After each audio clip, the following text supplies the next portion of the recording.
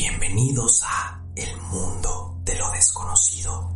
¿Has sentido alguna vez que algo te observa en la oscuridad? Que hay historias que no deberían contarse, pero igual te llaman. Aquí lo inexplicable toma forma y lo que creías seguro empieza a tambalear. Ajusta tus audífonos, apaga las luces y pregúntate: ¿estás listo para escuchar lo que otros prefieren ignorar? Iniciamos.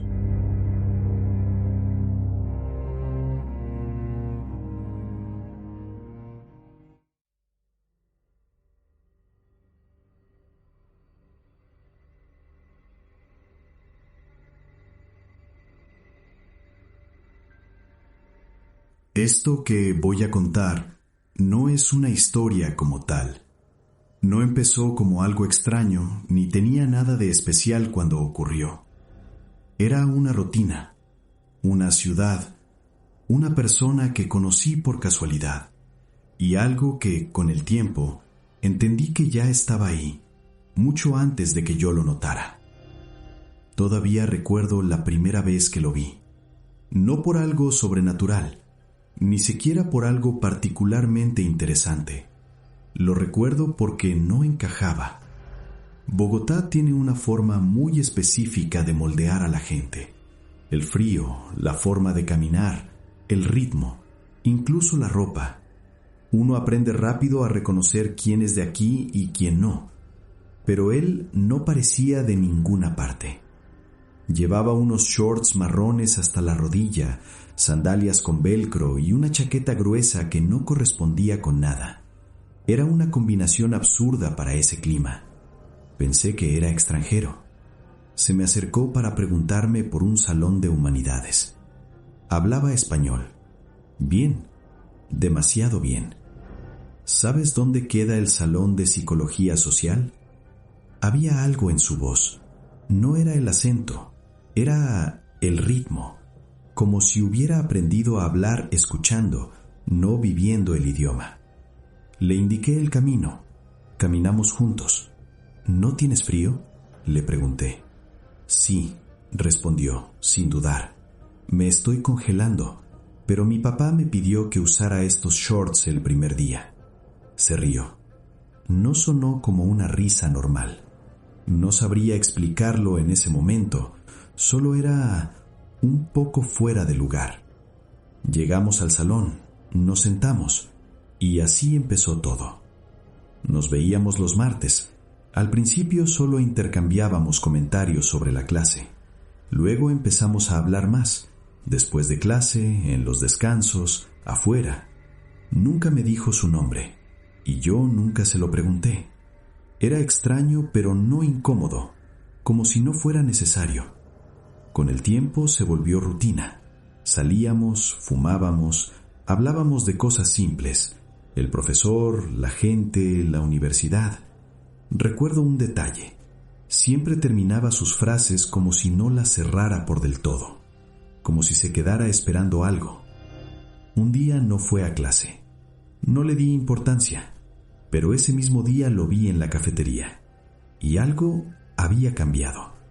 No era evidente, no era algo que uno pudiera señalar fácilmente, pero su presencia era distinta. Llevaba ropa diferente, pantalones anchos, una gorra azul. Sus ojos se veían cansados, hundidos, pero lo que más me inquietó fue que parecía distraído, como si no estuviera del todo ahí.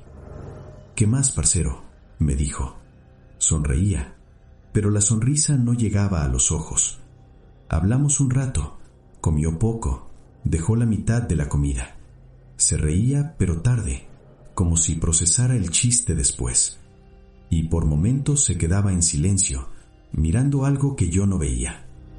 Ese día salimos, fuimos al centro, nada fuera de lo normal.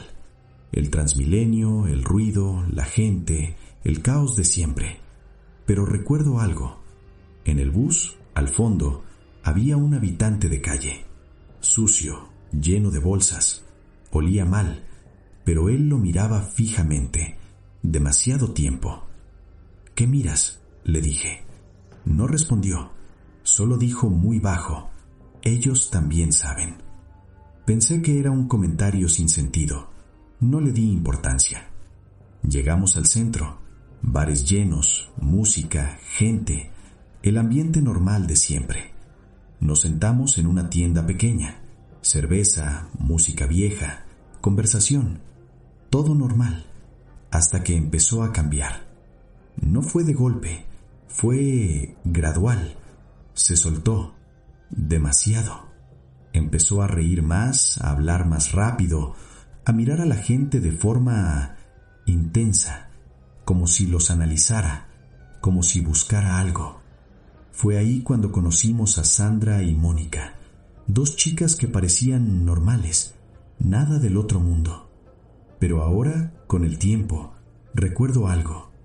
Ellas no hablaban mucho entre sí, se miraban, y eso bastaba. Bailamos, tomamos, todo dentro de lo esperable, hasta que cerca de las 11 decidí irme. Tenía un parcial al día siguiente. Me despedí, y fue entonces cuando pasó. «Espera», dijo. Sacó algo del bolsillo, una esfera pequeña, transparente, como una perla. «Tómalo», dijo Sandra. «Es la verdadera fiesta». No pregunté qué era, pero tampoco lo tomé. Algo en ese momento no me gustó. «No, gracias», dije. «Me tengo que ir». Él me miró, y por primera vez parecía decepcionado. Me fui. Después de eso dejamos de vernos tanto. Seguíamos coincidiendo, pero era diferente. Él estaba más callado, más distante, y luego desapareció. Pasaron semanas, hasta que un día lo volví a ver. En la universidad. Estaba alterado, agitado, sudando. «Me tragué los gusanos», me dijo, sin contexto, sin saludo. Lo miré. Pensé que estaba bromeando. «¿De qué hablas?» «Las perlas», dijo. No eran perlas, eran huevos, eran gusanos. Se tocaba la garganta, el estómago. «Los veo», decía. «Están en todas partes». Intenté calmarlo. Lo llevé a la enfermería. Una psicóloga lo atendió. Escuchó, tomó notas y dijo algo que en ese momento no entendí. «Esto hay que remitirlo». No me explicaron más. 2 días después me llamó. «Ven», dijo, «quiero despedirme». Me dio una dirección. Era una casa grande, blanca, demasiado blanca, con una cerca alta, silenciosa. Entré. Todo estaba limpio, pero no era un limpio normal, era un limpio sin vida. Lo encontré en una habitación. Parecía otra persona, ojeras profundas, movimientos lentos, como si cada gesto le costara. «Parce, ya sé». «¿Qué?» «Que eran gusanos». Hablaba con calma, demasiada calma. «Hay un lugar», dijo, «donde la gente los come y después entiende». No le presté atención. Pensé que estaba delirando, pero luego dijo algo que no olvidé. «El gusano está en la letra». No explicó, no insistió, solo lo repitió. «Está en la letra». 2 días después recibí una llamada, número privado. Un hombre, acento estadounidense. Sabía quién era yo, sabía de él. Me hizo preguntas, muchas, demasiadas. ¿Cómo lo conocí? ¿Dónde estaba? ¿Con quién se veía? Cuando terminé, dijo algo. «No lo busque». Y colgó. Fue entonces que recordé. La lecra. Llamé a Mónica. Le pregunté. Se quedó en silencio. Y luego dijo: «Si vas, haz lo que yo diga». Nos encontramos en una estación. Me vio. Frunció el ceño. «Quítate eso». Se refería a mi camisa. Roja. «No la uses allá». No pregunté. Fuimos. El lugar estaba cerrado. Vallas, gente vigilando. Entramos. El ambiente cambió. No era solo el ruido, ni la gente. era la sensación. Personas en el suelo, otros fumando, algunos comiendo cosas que no parecían comida. Nadie parecía sorprendido de nada. Una mujer se acercó. La chupó por una perla. Mónica la empujó. «No mires», me dijo. Seguimos. Entramos a una casa. Y ahí lo entendí. No era una fiesta, era un ritual. Había un altar, una caja dorada, una mesa, un objeto afilado. Me sentaron. Una mujer tomó la daga. Se cortó la mano. La sangre cayó. «Bienvenido», dijo. Me puso algo en la boca. Una perla. No la tragué. La escondí bajo la lengua. Esperé. Salí y volví. Solo. Abrí la caja y ahí estaba. El gusano. No era enorme, pero tampoco pequeño. Se movía, lento, y debajo había cientos de perlas. Vi como una se formaba, desde su cuerpo. No grité, no corrí, no pensé. Tomé la daga y lo hice. Cuando la hoja entró, el sonido no era de un animal, era de muchas voces, superpuestas, gritando, y entonces supe. No era uno. Corrí. Gritos, pasos, metal, disparos. La puerta estaba cerrada. No había salida. Vi un hueco, una alcantarilla. Entré. El olor era insoportable. Avancé a ciegas, hasta que sentí algo duro. Una calavera. No era la primera. Salí. Caminé. Horas. La gente no se acercaba. Nadie quería tocarme. Hasta que una mujer me dio agua. Llegué a casa. No dije nada. No podía. Durante meses no dormí bien. Soñaba con eso. Con el gusano. Con él. Intenté buscarlo. La casa. La embajada. Nada. Todo desapareció. Han pasado años y sigo yendo al centro, preguntando, buscando. Una vez encontré su gorra, rota, en la basura. La reconocí, no por el color ni por la forma, por el daño, el mismo daño en la correa trasera. Desde entonces he intentado entender qué quiso decir la letra, y hace poco creo que lo entendí. No es un lugar, no es un objeto, es un patrón, algo que se repite en paredes, en grafitis, en símbolos, en palabras, algo que uno no ve hasta que lo ha visto antes, y cuando lo ves, no puedes dejar de verlo. Desde ese día, evito leer ciertas cosas, evito ciertos símbolos, evito ciertas calles, pero hay algo que no he podido evitar. A veces, cuando estoy solo, siento que algo se mueve debajo, no en la ciudad, sino en mí. Y entonces recuerdo lo que dijo: no lo busque, pero ya es tarde, porque algo ocurrió y nunca debí saberlo.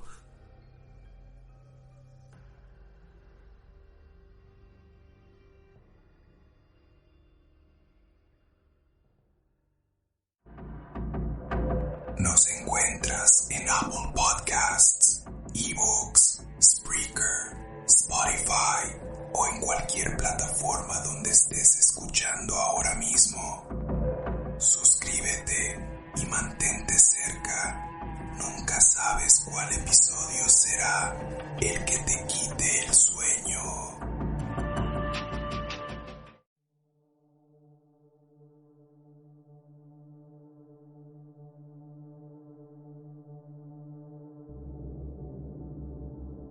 Nunca antes había hablado de esto en voz alta. No porque no quisiera, sino porque durante años me convencí de que no había pasado. Hoy tengo 28 años. Trabajo, pago arriendo, hago mercado los domingos. Llevo una vida completamente normal. Y sin embargo, hay un pasillo que todavía evito cuando regreso a la casa de mis abuelos. Todo empezó cuando tenía 6 años. Mis padres trabajaban todo el día. Yo me quedaba en casa de mis abuelos de lunes a viernes. Era una casa antigua, de esas que tienen corredores largos y habitaciones que parecen guardar más aire del necesario. Nada extraordinario. Un televisor grande en la sala, un reloj que sonaba cada hora, el olor constante a café. Había una habitación al fondo del pasillo, el cuarto de invitados. Siempre estaba ordenado. Cama tendida, cortinas pesadas, puerta entreabierta. Nunca se cerraba del todo. Recuerdo con claridad la tarde en que todo cambió. Estábamos viendo televisión. Mi abuelo tenía un humor extraño, seco, incómodo. De pronto dijo, con absoluta naturalidad, que mis padres se habían mudado y que no volverían por mí. Se rió. Yo no. Tenía 6 años. Me levanté y caminé hacia el pasillo llorando. No era una rabieta, era ese llanto silencioso que aparece cuando el mundo, por un segundo, pierde su forma. Fue ahí cuando ocurrió. No escuché nada primero. No hubo golpes ni sombras moviéndose. Fue el cuerpo. Perdí sensibilidad en las manos, luego en los pies, como si alguien hubiera desconectado los cables internos que me permitían moverme. Intenté gritar y no salió nada. No era que no quisiera, era que no podía. Entonces lo vi, desde el cuarto de invitados. No sé describirlo bien sin sentir que exagero, y no quiero exagerar. No tenía textura definida. Era una figura alta, demasiado alta. Su cabeza casi rozaba el techo del marco de la puerta. No tenía rasgos claros, solo una forma oscura y 2 puntos brillantes, como cuentas, y algo que parecía una sonrisa. No se movía con rapidez, caminaba despacio, pero no hacía ruido. Cada paso parecía más una intención que un movimiento físico. Llegó hasta donde yo estaba. Recuerdo esa cercanía. Recuerdo que sentí frío, aunque era una tarde caliente. Después, nada. Lo siguiente que supe fue que mi abuela me estaba levantando del suelo del pasillo, diciendo que me había quedado dormido. ¿Dormido? No discutí. No tenía cómo explicar lo que había pasado. Esa fue la primera vez, no la última. Durante los años siguientes ocurrió de forma intermitente. Nunca en presencia de otros, siempre en transiciones, salir del baño, caminar por el corredor, pasar frente a la puerta del cuarto. El patrón era el mismo: entumecimiento, silencio denso, presión en el pecho y él. A veces de pie, observando, a veces sentado en el borde de la cama, como si estuviera esperando algo. Nunca habló, nunca hizo un gesto agresivo, solo miraba. Mis padres asumieron que era imaginación. Yo tampoco tenía palabras suficientes. No veía películas de terror, no sabía qué era la parálisis del sueño. Solo sabía que mi cuerpo dejaba de responder y que había algo allí. Con el tiempo aprendí a anticiparlo. El aire cambiaba antes, se volvía más pesado, como si la casa respirara diferente. El único día que habló fue el que marcó el punto de quiebre. Estaba en mi casa, no en la de mis abuelos. Mis padres habían salido al supermercado. Yo dibujaba en la sala. Las ventanas estaban abiertas. Era inicio de los años 2000 y no teníamos aire acondicionado. Sentí el entumecimiento otra vez, más rápido, más intenso. Levanté la vista hacia la ventana. Estaba afuera, no dentro, afuera, de pie frente al vidrio. Su altura superaba el marco. No había forma de que alguien real se viera así desde ese ángulo. Los ojos, si eran ojos, brillaban apenas, y entonces escuché la voz. No provenía del aire exactamente, tampoco de mi cabeza. Era clara. «Déjame entrar.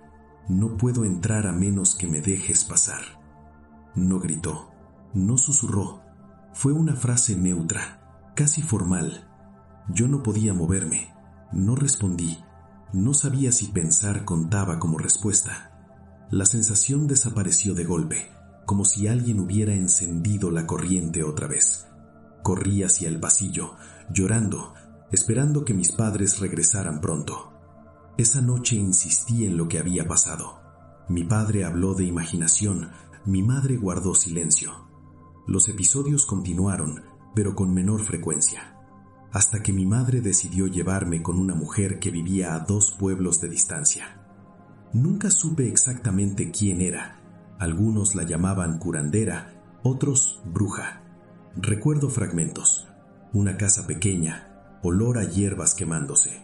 Mi madre nerviosa, yo cargado en brazos de alguien. Recuerdo que me hicieron girar sobre algo que ardía. Ramitas secas, tal vez. El fuego estaba demasiado cerca para ser cómodo. Sentí calor en la cara. Escuché que mencionaron algo sobre abrir y cerrar. No comprendí. Después de esa visita, dejó de aparecer. Durante años no volvió. Crecí, cambié de colegio, entré a la universidad. La casa de mis abuelos se convirtió en un recuerdo más. Hasta que hace 2 años. Mi abuelo había fallecido. Yo tenía 26. Me quedé una noche en casa de mi abuela para acompañarla. Dormíamos en la misma habitación porque ella decía que se sentía más tranquila así. Ronca fuerte. Esa noche no podía dormir. Tomé mi almohada y mi manta y fui al cuarto de invitados. No pensé, no lo relacioné. Entré, cerré la puerta, me acosté. Me dormí casi de inmediato. Desperté con un golpe seco en la cabeza.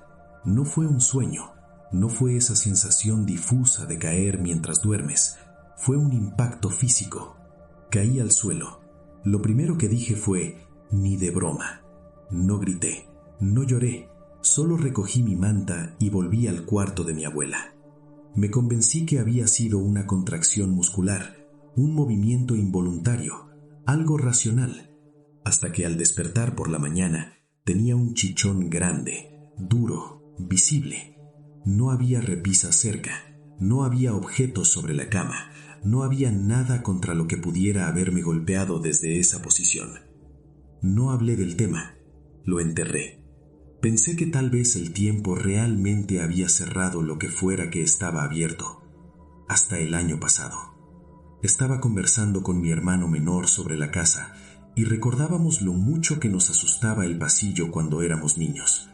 Entonces, de forma casual, dijo, ¿te acuerdas de la cosa alta que salía del cuarto? Sentí que se me cerraba la garganta.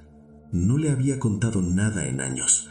Nunca detallé la figura, nunca mencioné ojos ni sonrisas. Le pedí que la describiera. Alta, oscura, casi tocando el techo, ojos como cuentas, sonriente, la misma habitación. Mi hermano nació cuando yo tenía 6 años y medio. Me dijo que nunca habló del tema, porque cuando pudo explicarlo, yo ya era adolescente y pensó que me burlaría. Él también se quedaba paralizado, él también sentía el aire pesado. Nunca habló con él, nunca le pidió entrar, solo observaba. Hay algo que no mencioné antes. Cuando mi hermano describía la figura, añadió un detalle que yo no recordaba, o tal vez había decidido olvidar. Dijo que en una ocasión la vio inclinarse sobre la cama, como si examinara algo, como si midiera. No sé qué hacer con esa información. He buscado explicaciones racionales. Parálisis del sueño compartida es improbable. Alucinaciones infantiles similares podrían explicarse por sugestión, pero yo nunca le conté nada. La casa no tiene antecedentes conocidos de tragedias violentas, no hay registros públicos de eventos extraños. Sin embargo, hay un patrón, siempre el mismo cuarto, siempre el mismo pasillo, siempre en momentos de vulnerabilidad emocional. Y la frase, déjame entrar. Nunca respondí. No sé si eso importa. Hace unos meses volví a la casa solo, en pleno día. Caminé por el pasillo sin sentir nada extraño. Entré al cuarto de invitados. Todo normal. Polvo en los muebles, cortinas cerradas. Tomé una foto del interior. En la imagen no aparece nada fuera de lugar, pero cuando la amplié en mi celular, noté algo que no había visto en persona. La puerta no estaba completamente abierta. Estaba apenas entreabierta, como siempre. No recuerdo haberla dejado así. No he vuelto a dormir allí. No he vuelto a escuchar la voz, pero hay algo que no desaparece. A veces, cuando estoy en mi apartamento actual, de madrugada, siento ese mismo cambio en el aire. No veo nada. No escucho pasos. Solo la sensación de que hay un límite que no debe cruzarse. No sé si la visita de aquella mujer realmente cerró algo o si simplemente aplazó una invitación. No sé qué habría pasado si aquel día, frente a la ventana, hubiera dicho que sí. Mi hermano tampoco quiere hablar más del tema. Hace unas semanas decidimos preguntarle a mi tía sobre la casa. Ella dudó antes de responder. Dijo que cuando mi abuelo compró esa propiedad, el dueño anterior se fue de forma abrupta, sin despedidas formales, sin vender los muebles del cuarto de invitados. Ese cuarto ya estaba amoblado. Mi abuelo nunca cambió la cama, nunca movió el armario, nunca cerró la puerta del todo. Mi tía dijo algo más, pero se detuvo a la mitad, como si hubiera decidido que era mejor no completar la frase. No insistimos. Hay cosas que no mejoran cuando se explican. No sé qué fue esa presencia. No sé si pertenece a la casa, a nosotros, o a algo que espera permiso. Solo sé que 2 niños, con 6 años de diferencia, vieron exactamente lo mismo en el mismo lugar. Y que nunca tocó la puerta, solo pidió entrar. Desde entonces, cada vez que una ventana queda abierta en mi casa, me aseguro de cerrarla antes de dormir. No por costumbre, por precaución, porque hay algo que aprendí demasiado temprano. No todo lo que espera afuera necesita romper una puerta. Algunas cosas solo necesitan que alguien, alguna vez, diga que sí. Y yo todavía no sé si lo hice.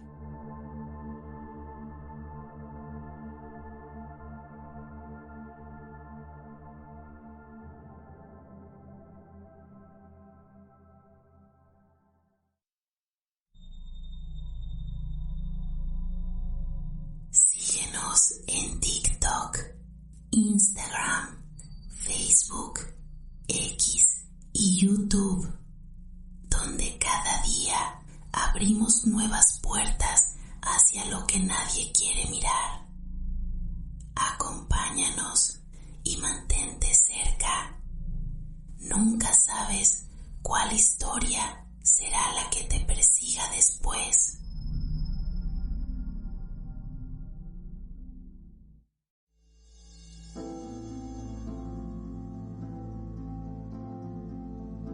Hay lugares que no anuncian su historia, la guardan. Esta reconstrucción surge de un testimonio directo, algunos mensajes intercambiados meses después y el relato de un tercero que visitó el lugar cuando todo ya había ocurrido.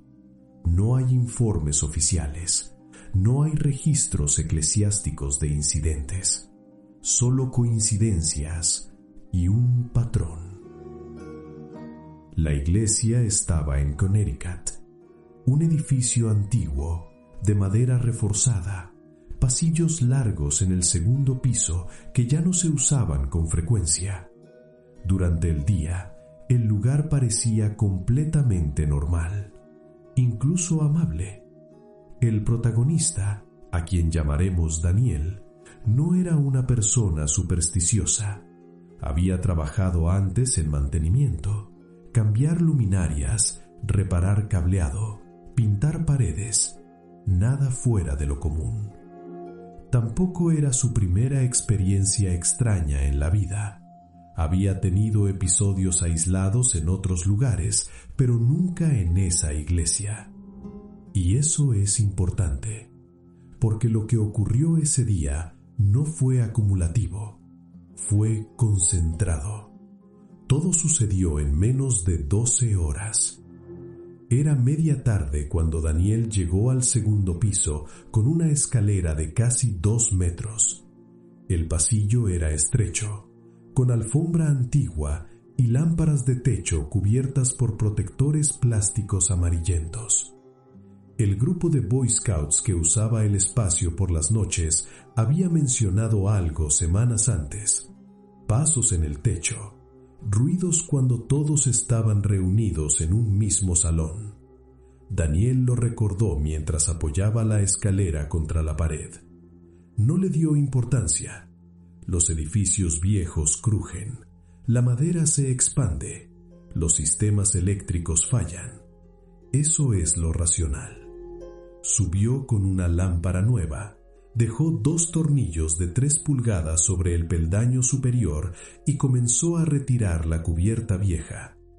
En ese momento no había nadie más en el piso. Silencio, pasillo vacío, puertas cerradas. Cuando estiró el brazo hacia la cubierta, sintió algo. No fue un golpe, no fue un empujón, fue un toque, directo en el pecho. Lo describió como la presión de 2 dedos, breve, intencional. Y luego el sonido, ding, ding, ding, ding, ding, metálico, hueco. Miró hacia abajo. Uno de los tornillos seguía en el peldaño superior. El otro ya no estaba. El sonido provenía de la lámpara nueva que había dejado abajo en el estante donde guardaban la pintura. El tornillo estaba rodando dentro. Daniel bajó lentamente. La escalera no se había movido. No había vibración. No había razón para que el tornillo cayera hacia atrás en dirección contraria a la inclinación. Podría haber sido un descuido, un mal apoyo. Eso pensó primero, pero no explicó el toque, y el toque no fue imaginado. Lo recuerda con claridad porque le interrumpió el movimiento. Miró el pasillo, vacío. Fue entonces cuando habló en voz alta. «Lárgate, estoy ocupado». No gritó. No estaba asustado, lo dijo como quien responde a una interrupción molesta. Y el resto del cambio de lámpara ocurrió sin incidentes, como si algo hubiese recibido el mensaje. Después se movió a la habitación contigua. Para cambiar tubos fluorescentes debía dejar las luces apagadas. El interruptor estaba junto a la puerta. Todo quedó en penumbra. Solo la luz del pasillo se filtraba débilmente. Comenzó con la primera luminaria. Y entonces ocurrió lo segundo. La lámpara de al lado, que no estaba siendo manipulada, se encendió sola. Un parpadeo corto. Se apagó. Se encendió otra vez. 3, 4 veces. Daniel se detuvo. Pensó en un falso contacto, en cableado antiguo, en interruptores compartidos. Siguió trabajando. Cambió el primer tubo. Cuando se movió a la siguiente lámpara, otra distinta parpadeó. Mismo patrón. Encendido, apagado, silencio. No fue simultáneo, fue secuencial, como si algo estuviera reaccionando a su desplazamiento. Cambió 2 más. En cada ocasión, una luz cercana respondía. No todas, solo una, como una presencia que se moviera paralela. Daniel ya no habló con molestia. Esta vez levantó la voz. «Ya basta». El parpadeo cesó, recogió sus herramientas, se fue. No terminó el trabajo ese día. Durante semanas no comentó nada, no quería que pareciera exageración. Sin embargo, el detalle del tornillo volvió a su mente varias veces. Hizo el ejercicio mental de repetir la escena. Revisó ángulos, inclinación de la escalera, gravedad. Nada encajaba. El tornillo no cayó hacia adelante, cayó hacia atrás y rodó. Ese sonido metálico, repetitivo, aún lo recuerda con precisión. Unos meses después, un amigo suyo visitó la iglesia. Una persona conocida por afirmar que percibía presencias. Daniel no le contó nada antes de subir al segundo piso. Caminaban por el pasillo cuando el amigo se detuvo. No miró a Daniel, miró hacia el fondo y dijo: «Aquí arriba hay un hombre enojado». Silencio. No quiere a nadie en su espacio. Daniel no respondió. El amigo siguió caminando hasta el punto exacto donde había estado la escalera. Se detuvo otra vez. Intentó ahuyentarte. Eso fue todo. No dramatizó, no añadió detalles. Y ese punto coincidía. Daniel comenzó a investigar por su cuenta. La iglesia había sido ampliada en los años 50. Antes de eso, el segundo piso se utilizaba como alojamiento temporal para voluntarios itinerantes. No hay registros de fallecimientos oficiales en el edificio, pero sí hay menciones vagas en archivos parroquiales antiguos de un cuidador que abandonó el servicio abruptamente, sin fechas claras, sin causa registrada, solo una nota marginal en un libro de administración. Podría no significar nada, pero desde el incidente, Daniel evitó subir solo al segundo piso, y cuando lo hacía, sentía algo constante. No miedo, hostilidad, una sensación de incomodidad territorial, como si hubiese cruzado un límite invisible. No volvió a experimentar toques físicos, pero en 2 ocasiones más escuchó pasos cuando sabía que estaba solo. Nunca simultáneos, siempre detrás. Cuando se detenía, cesaban. No hubo exorcismos, no hubo rituales. El grupo de Boy Scouts dejó de usar el espacio un año después por razones logísticas no relacionadas con los ruidos. El segundo piso quedó prácticamente abandonado. Daniel cambió de trabajo tiempo después. La iglesia sigue en funcionamiento. Nada oficial reconoce incidentes. Sin embargo, cuando relata lo ocurrido, hay un detalle que no puede explicar.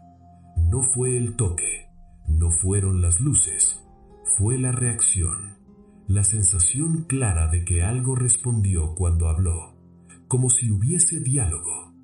No sabe qué era, no sabe si era una presencia ligada al edificio, a un objeto o a un recuerdo que nadie registró, pero hay un elemento que permanece.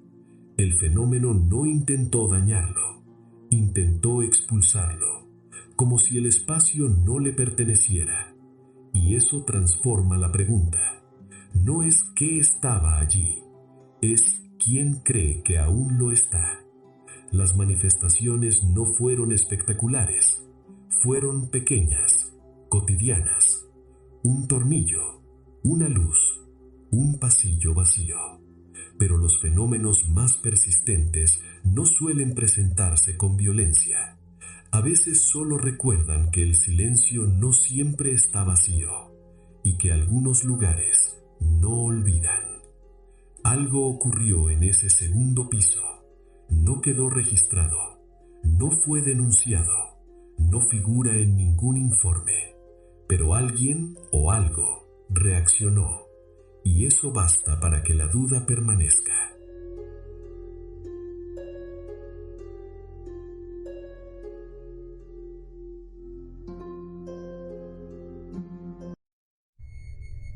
Si quieres contactarnos, escríbenos a caroestudios@gmail.com.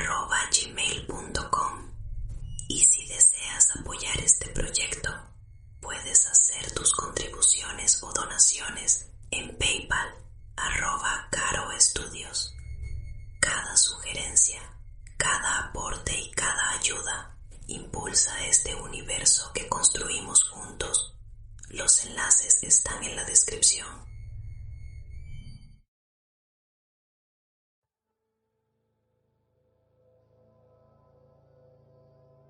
Durante años, Daniel Herrera trabajó revisando transcripciones. No era militar, no era político, no era conspiracionista. Era analista civil contratado por una empresa que prestaba servicios externos al Departamento de Defensa. Su trabajo era técnico: clasificar comunicaciones, identificar patrones de redacción, verificar coherencia en informes que en teoría terminarían archivados. Nada espectacular. Turnos largos, café frío, pantallas con texto gris sobre fondo negro. Daniel no creía en los ovnis. Creía en errores humanos, en sensores defectuosos, en pilotos cansados.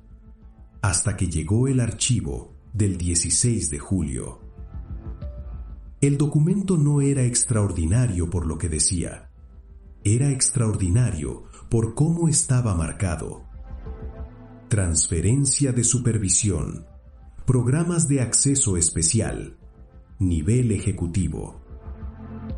Esa frase no era común. Los programas de acceso especial, SAP por sus siglas en inglés, no suelen mencionarse en comunicaciones abiertas.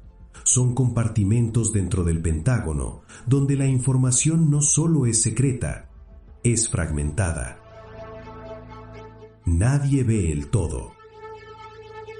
Ese mismo día, una revista italiana publicó que la administración presidencial había logrado trasladar la supervisión directa de ciertos programas clasificados desde el Pentágono hacia la Casa Blanca. Daniel leyó la nota en su descanso. No le dio importancia, hasta que horas después apareció otro archivo en su bandeja. Un reporte de aviación naval. Un encuentro aéreo. Fecha: 14 de julio. 2 días antes. El informe provenía de pilotos embarcados en el portaaviones USS Theodore Roosevelt. No era el famoso incidente del 2004. Era reciente. Descripción breve. Objeto esférico metálico, sin alas, sin emisión térmica detectable. Se desplazó contra el viento. Aceleración instantánea. Desapareció sin firma radar convencional. Nada de luces verdes. Nada de extraterrestres. Solo física imposible. Daniel notó algo extraño. El archivo no tenía anexos. En encuentros aéreos siempre hay anexos. Grabaciones FLR, registros de radar, telemetría. Este no. Solo la narración del piloto. Y una nota final. Material audiovisual retenido bajo revisión ejecutiva. Revisión ejecutiva. No técnica, no científica. Ejecutiva. Daniel empezó a revisar archivos antiguos. El patrón no era nuevo. Desde el incidente del USS Nimitz en 2004, los reportes de anomalías aéreas habían sido canalizados primero por inteligencia naval. Después del 2020, comenzaron a redirigirse a una nueva oficina de fenómenos anómalos no identificados. Y ahora parecían saltar directamente a la órbita política. 3 semanas después, apareció la declaración pública. Un mensaje difundido en redes oficiales prometía: desclasificación histórica sobre fenómenos aéreos no identificados si se garantiza el control legislativo necesario. Daniel no era estratega político, pero entendía negociación. La frase no prometía verdad, prometía condiciones. Recordó entonces lo ocurrido con la propuesta de ley UAPDA, la iniciativa de divulgación que fue bloqueada en la Cámara de Representantes. El patrón era simple: promesa, obstáculo, culpa transferida. Mientras tanto, los pilotos seguían volando. Daniel solicitó acceso a los anexos del 14 de julio. La respuesta fue automática. Acceso denegado. Nivel ejecutivo. Esa etiqueta no estaba antes. El verdadero quiebre ocurrió una madrugada. Daniel recibió una llamada cifrada desde un número interno. Era un técnico que conocía de años. No quiso dar su nombre. Solo dijo: están usando los encuentros como presión. Silencio. Cada vez que se registra uno creíble, se clasifica más arriba. No para ocultarlo, sino para administrarlo. Administrarlo, como si el fenómeno fuera un recurso. El técnico explicó que los materiales visuales del 14 de julio mostraban algo más inquietante. El objeto no solo aceleraba, interactuaba. Había respondido a maniobras del caza. Había mantenido distancia exacta. Había replicado trayectorias. No era un dron. No era un globo. No era basura espacial. Y lo más perturbador, había desaparecido en vertical, sin transición aerodinámica, como en el incidente del USS Nimitz, como en grabaciones filtradas años atrás. Daniel entendió entonces que el fenómeno no era nuevo, pero su uso sí. Meses después, la promesa de desclasificación se convirtió en discurso de campaña. Se insinuó que la verdad sería revelada, que el pueblo merecía saber, que el encubrimiento terminaría, pero siempre bajo una condición legislativa. Mientras tanto, el material del 14 de julio nunca fue publicado. El piloto fue reasignado. El informe reducido a un párrafo. El archivo movido a un servidor fuera del sistema regular. Daniel dejó su contrato poco después. No por miedo, por claridad. Había entendido algo incómodo. El fenómeno ovni no necesita ser inventado. Los encuentros existen. Los pilotos los reportan. Los sensores los registran. Lo que cambia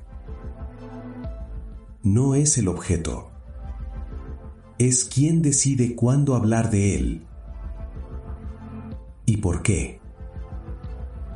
La transferencia de supervisión de programas clasificados hacia la Casa Blanca ocurrió. El avistamiento del 14 de julio ocurrió. La promesa de desclasificación condicionada ocurrió. Las fechas se alinean. Puede ser coincidencia. Puede ser estrategia. Puede ser que el fenómeno sea real y que la política haya aprendido a usarlo. Daniel conserva una copia impresa del encabezado original del informe, sin anexos, sin imágenes, solo texto. A veces lo mira en silencio, no porque tema a lo que vio, sino porque comprendió algo más inquietante. El misterio no siempre se encubre para ocultarlo. A veces se guarda para jugarlo en el momento preciso. Y eso cambia la pregunta.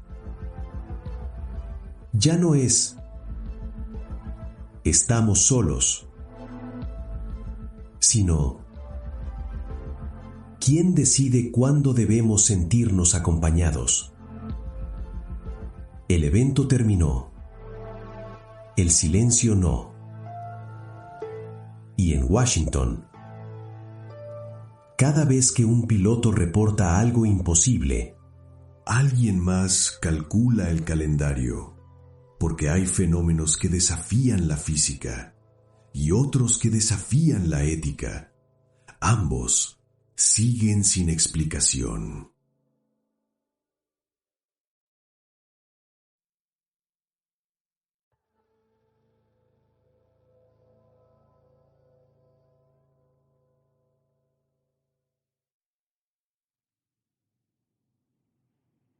También tenemos un espacio en Patreon, el rincón donde guardamos lo que no se atreve a ver la luz.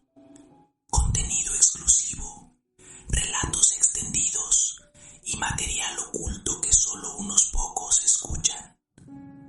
Si quieres adentrarte aún más en este universo, Patreon es la puerta. Enlaces en la descripción.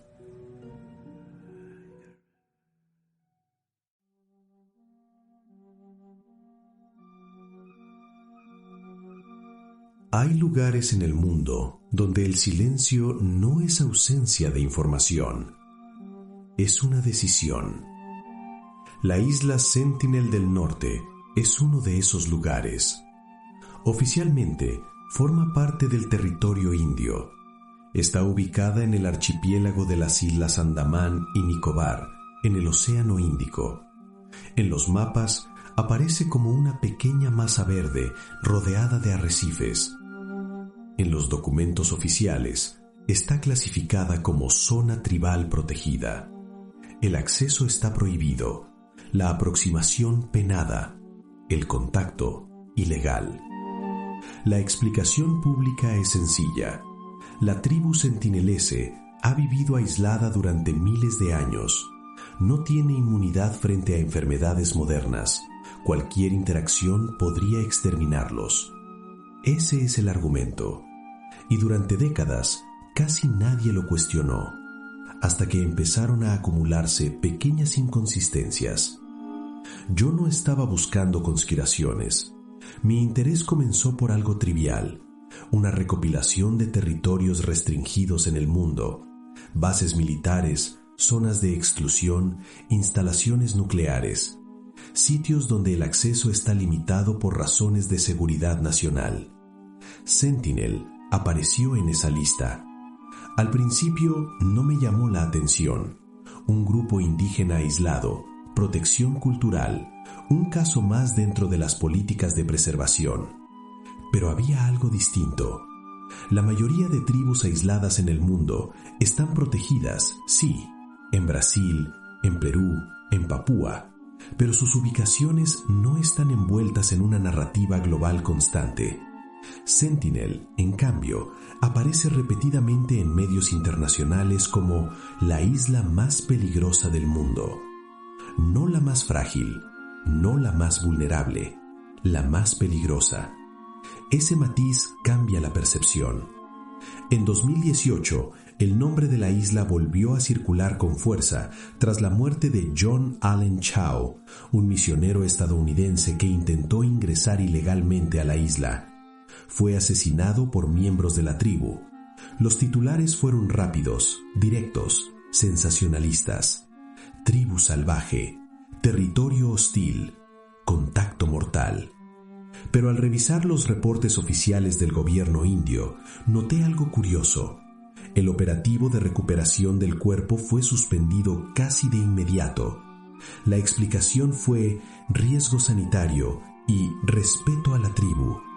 Sin embargo, India ha realizado rescates en entornos mucho más hostiles, operativos en selvas, montañas, conflictos fronterizos. ¿Por qué en este caso la decisión fue tan rápida? ¿Por qué nadie insistió? Comencé a revisar antecedentes. En 2004, tras el devastador tsunami del Océano Índico, la Guardia Costera India sobrevoló la isla para verificar si la tribu había sobrevivido. Las imágenes mostraron a un hombre sentinelese disparando flechas contra el helicóptero. La escena se volvió viral años después, pero el dato que quedó enterrado fue otro. El helicóptero no descendió más allá de cierta altitud, no intentó acercarse demasiado, no intentó aterrizar. Las órdenes eran estrictas: mantener distancia, siempre distancia. En 2006, 2 pescadores indios que entraron ilegalmente en aguas cercanas fueron asesinados. Nuevamente no hubo recuperación inmediata de los cuerpos. La narrativa era constante: aislamiento absoluto. Pero aquí surge una pregunta incómoda. Si el objetivo es proteger a la tribu de enfermedades externas, ¿por qué permitir sobrevuelos frecuentes? ¿Por qué patrullar la zona constantemente con embarcaciones armadas? ¿Por qué mantener una vigilancia activa si el principio es no interferencia? El aislamiento de Sentinel no es pasivo, es activamente administrado. El gobierno de India mantiene una zona de exclusión marítima de aproximadamente 5 kilómetros alrededor de la isla. Las patrullas son regulares, el monitoreo es constante. No es una isla olvidada, es una isla vigilada. Y eso cambia el marco. Cuando un territorio es vigilado permanentemente, suele haber intereses estratégicos. Sentinel se encuentra en una región geopolíticamente sensible. El Océano Índico es una de las rutas marítimas más importantes del mundo. China, India, Estados Unidos, todos mantienen presencia naval significativa en la zona. Las islas Andamán y Nicobar albergan bases militares indias. Son clave en el control del estrecho de Malaca, por donde transita gran parte del comercio mundial. Sentinel está dentro de ese perímetro estratégico. ¿Es simplemente una coincidencia? Quizá, pero en temas de defensa, las coincidencias suelen tener coordenadas. Mientras revisaba documentos públicos, encontré un detalle poco mencionado. Durante las décadas de 1960 y 1970, antropólogos indios intentaron establecer contacto con la tribu sentinelese. Dejaban cocos en la playa, intentaban aproximaciones controladas. En algunos casos, los sentineleses parecían aceptar los regalos. En otros, respondían con hostilidad. Los registros de esas expediciones son fragmentarios. No todos están digitalizados. Algunos reportes fueron resumidos, no publicados íntegramente. El contacto se detuvo oficialmente bajo el argumento de protección total. Pero aquí surge el punto crucial. Si ya hubo interacción en el pasado, la hipótesis de riesgo absoluto inmediato no es tan lineal. La tribu ha estado expuesta, aunque mínimamente. Entonces, ¿por qué la política actual es más rígida que en décadas anteriores? ¿Qué cambió? Es importante decirlo con claridad. Lo que sigue es una teoría de trabajo, no una afirmación definitiva. Sentinel podría estar siendo protegida no solo por razones culturales, sino estratégicas, no por lo que hay en la isla, sino por lo que representa. Un territorio oficialmente intocable crea un espacio donde ningún actor externo puede operar sin generar conflicto internacional. Es una zona neutral de facto. En términos militares, una isla protegida por narrativa humanitaria es una cobertura perfecta para evitar presencia extranjera. Nadie puede acercarse, nadie puede inspeccionar, nadie puede verificar. La prohibición protege a la tribu y protege algo más, la exclusividad territorial. No hay pruebas de bases ocultas, No hay imágenes satelitales que revelen instalaciones secretas. Sentinel, en apariencia, es exactamente lo que dicen que es: una isla selvática con una comunidad aislada. Pero en conspiraciones reales, el poder rara vez se muestra directamente. Se esconde en procedimientos. La decisión de no recuperar cuerpos, la insistencia en mantener vigilancia constante, la narrativa global uniforme, la ausencia de presión internacional para modernizar o integrar. En un mundo donde casi ningún territorio queda fuera del sistema económico, Sentinel permanece como una anomalía absoluta, y las anomalías sostenidas en el tiempo suelen tener un costo político que alguien está dispuesto a pagar. Tal vez no haya nada más. Tal vez la explicación oficial sea completamente cierta. Una tribu aislada, protegida por razones éticas y sanitarias. Pero hay algo inquietante en la manera en que se construye el relato. Sentinel no solo es una isla, es un símbolo. Un recordatorio de que existen espacios donde el acceso está prohibido no por imposibilidad física, sino por decreto. Y cuando un territorio es declarado intocable, el misterio no está en su interior, está en la frontera. Porque lo más perturbador no es que haya un grupo humano viviendo sin contacto moderno. Lo perturbador es que en un mundo obsesionado por explotar, conquistar y registrar cada centímetro del planeta, exista un punto donde todos aceptan no mirar demasiado. La pregunta no es si Sentinel oculta algo extraordinario. La pregunta es ¿por qué el mundo entero parece cómodo con no saber? Y en tiempos donde la información se monetiza, se vigila y se clasifica, el silencio organizado puede ser la señal más fuerte de todas. Algo ocurrió en esa isla hace décadas. Quizá nada sobrenatural, quizá nada espectacular, pero desde entonces la decisión fue clara: mantener distancia. Y cuando una instrucción se repite durante generaciones sin ser cuestionada, deja de ser protección, se convierte en protocolo. Sentinel del Norte sigue ahí, verde, silenciosa, vigilada. Y mientras los titulares la llaman la isla más peligrosa del mundo, nadie parece interesado en la pregunta más simple: ¿peligrosa para quién?